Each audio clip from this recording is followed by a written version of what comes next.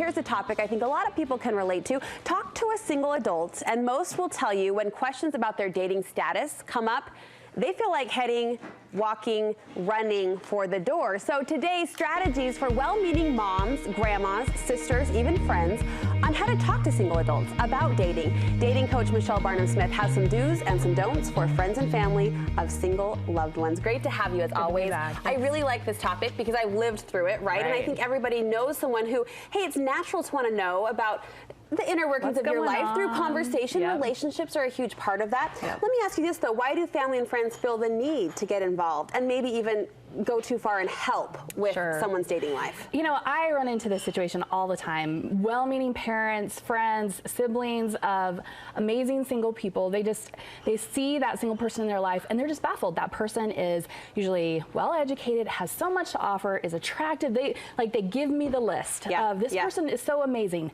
but they're single and they don't know what to do and they don't know how to help and they just feel kind of paralyzed on behalf of their love for their single friend. So it's a combination then, if I can summarize what you said, of love and helplessness. Yeah. Really, from the outside looking in. They don't know what to do. Well, let's flip the question though, Michelle. Truly, why do singles get so defensive when dating is brought up?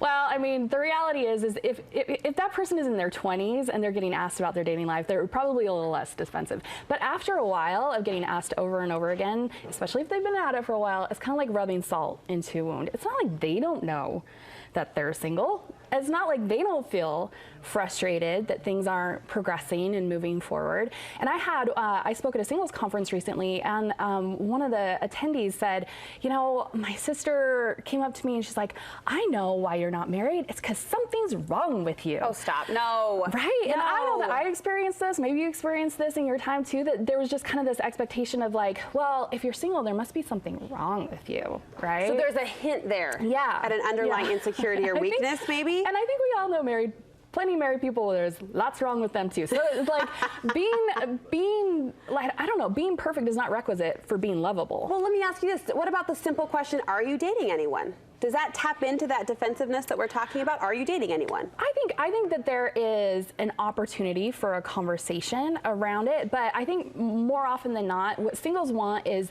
for you to be interested in their whole life, not just in their single life. So if that's the first question, it's always the first question, that might be where you get into trouble. You go to yet another family event and the crazy aunt comes up to you and is asking yet again about why aren't you seeing, why are you, then that naturally is going to build up that wall. It's going to make that person not feel like welcome or that they want to be having those conversations. You talked about family activities, and sometimes I think family or friends shy away from including a single adult in certain activities, and you say that's a mistake. Right, absolutely. So singles want to be included. They want to be involved. They want that sense of family, whether you're a family, a relative, or just a friend. They want to be included. They want to know what's going on in your life, and they want to be invited. They might not be able to go every single time, but at least to extend that invitation is really crucial. Another thing some singles often cringe at is the setup.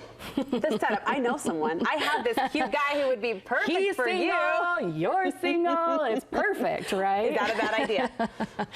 All right, so it's well-meaning, right? Let's just put it on the table. And as a marketing professional, like word of mouth marketing, i.e. the setup, is like the most powerful form. However, usually what happens is that somebody like that, the dear family member has no criteria in which they're making that setup from. Right. They're just thinking like, oh, he's single, she's single, perfect. Single, I've been on. Yeah. And can I just say, please don't spring a setup on somebody. I've gone to family events before where there was a setup provided for me, and it was so awkward and it was so uncomfortable, and it was just like he was uncomfortable, I was uncomfortable. I'm like, that's not like a place to have a love match. So let them bring it up. Let them maybe ask you that word of mouth marketing you talked about. Though I think that's something for singles to consider, right? That if you're open to it, my marriage resulted in a setup by my dad and Mark's dad, right? So I appreciate it sometimes. Yeah, and I always tell my clients that. I'm like, listen, you're heading into the holidays. This is the perfect time to turn the conversation back on your family members and empower them with information on what it is you're actually looking for. And family members, honor that list. Don't judge it. Don't be like, oh, you're being picky, you know, like honor what this person is asking for.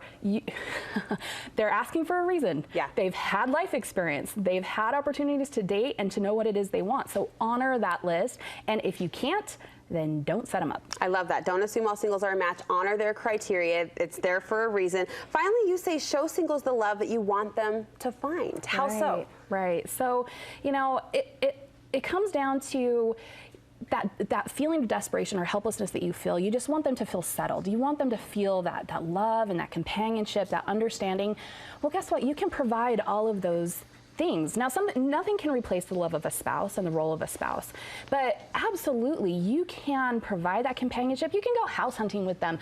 You can talk about things that are going on in life. Go on an adventure with them. Go do things in their lives that they, you know, not just invite them to do things in yours, but seek out and be interested in what is going on in their lives. You know, talk about the hard things that they're going through. Be there for them and let them know that you are a resource for them in their lives. And I know that this is like a little controversial for some people.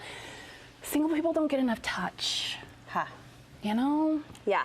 If it's appropriate and you clear it with them first, hugs, even just being, you know, physically close to them is so important. Because isn't there something softening? I mean, even right there when you did that, here we are in a TV studio, and I was like, oh, I mean, there's something softening, I think, and connective when you do that, and it's easy to shy away. They're adults. You know, they don't need it, but if they're not getting it, we know it's important, right? From the time we're born to the time we die. So there it is, touch. I like that a lot. Do you ever have parents, Michelle, call you? I know you have a successful dating coaching business. Do you ever have parents who call you and say, can I give this gift for Christmas of coaching?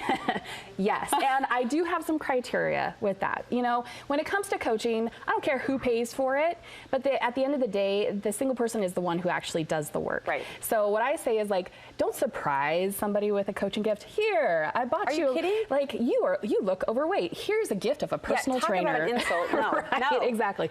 So if you're interested, talk to that single loved one.